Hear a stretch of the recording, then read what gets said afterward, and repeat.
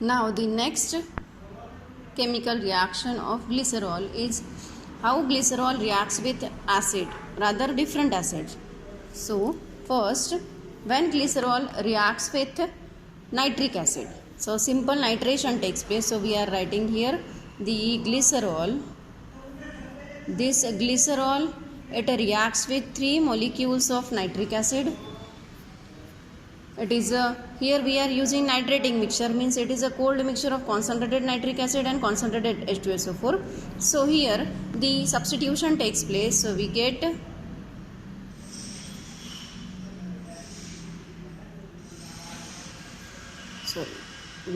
this compound. Here all the H of hydroxyl group get substituted by NO2 and we get a trinitroglycerine as a final product, which is also known as a TNG, which is very poisonous and it is also used as a explosive.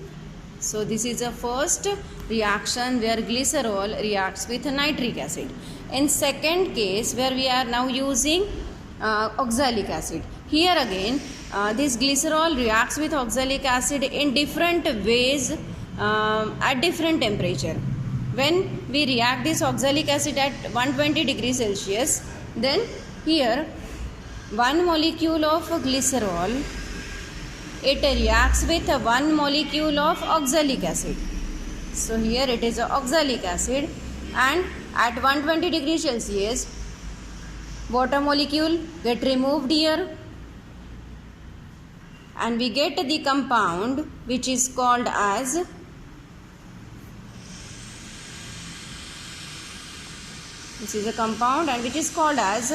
glycerol monooxalate, because here we get the compound added here, oxalic acid added here at only one H of hydroxyl group, and therefore it is called as a glycerol monooxalate.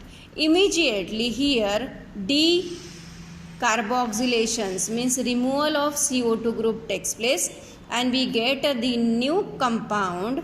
Here CHO is a aldehyde group. So what is the name of this compound? The name of the compound from glycerol monooxalate, now it becomes a formate. Aldehyde is there, formaldehyde is there, molecule is get added here we can say, or it oxalate get converted to formate, and therefore the name of this compound becomes glycerol monoformate. Now again what happens? Simple hydrolysis takes place at this position. So suppose H comes here, OH comes here. So what we get? We get glycerol and HCOOH. It is a formic acid.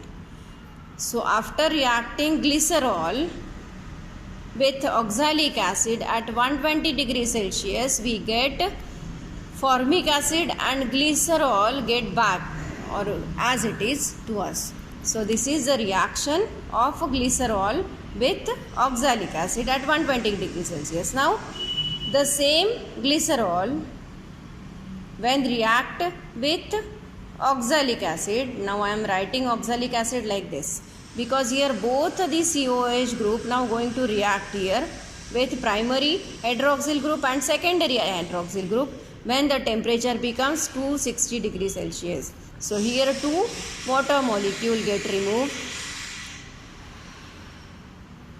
minus twice H2O, and whatever remaining moiety is there we are going to write it here like this, CO, then CHO, single bond is there, and CH2OH as it is. Again what happened? CO2, two molecules of CO2, means decarboxylation takes place twice. CO2 get removed here. As it get removed, single bond becomes double bond. Unsaturation get developed here. So CH2 double bond CH, CH2OH. What is the name of the compound? Yes, you know that it is allyl alcohol. So when glycerol reacts with oxalic acid at 260 degrees Celsius, here we get the compound, that is allyl alcohol, as a final compound. The next reaction is dehydration reaction. Here glycerol reacts with a dehydrating agent which is called as potassium hydrogen sulfate, that is KHSO4. So I am writing glycerol in little bit different manner. So this is a glycerol molecule. I am writing this OH on alternate position. In presence of this KHSO4, potassium hydrogen sulfate, which act as a dehydrating agents, minus H2O takes place. How much? One water molecule from this side and one water molecule from this side get removed. Means twice H2O get removed here. Now whatever remaining we are going to write here, CH2, double bond forms here, double bond C, again double bond forms here, because here also elimination reaction takes place and it gives CHOH. Now you can see that this compound is very unstable. So immediately what happened? The rearrangement takes place. This hydrogen now get attached to this carbon. So what we get? CH2, double bond remains as it is, CH. Now this double bond becomes single bond, CHO. This is a aldehyde. Okay. What is the name of this aldehyde? It is a acraldehyde, or it is commonly also called as acrolein. So this is a reaction which is a dehydration reaction of a glycerol. In this reaction you have to remember that you have to write down the glycerol in this manner, then only you can get product. Okay.